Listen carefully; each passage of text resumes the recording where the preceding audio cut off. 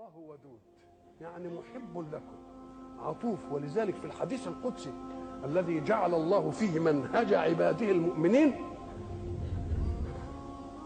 يقول الله عز وجل: يا ابن آدم لا تخافن من ذي سلطان ما دام سلطاني باقيا،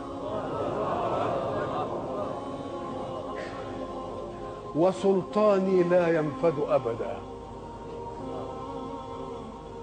يا ابن آدم لا تخشى من ضيق الرزق، وخزائني ملآنة وخزائني لا تنفد أبدا.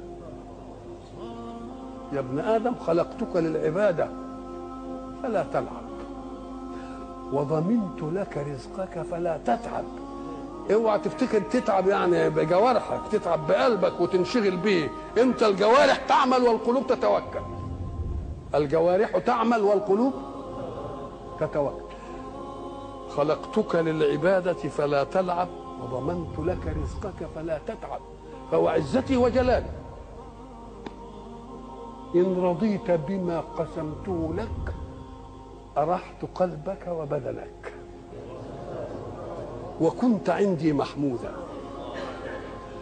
وإن أنت لم ترضى بما قسمته لك فوعزتي وجلالي لأسلطن عليك الدنيا تركض فيها ركض الوحوش في البرية، ثم لا يكون لك منها إلا ما قسمته لك.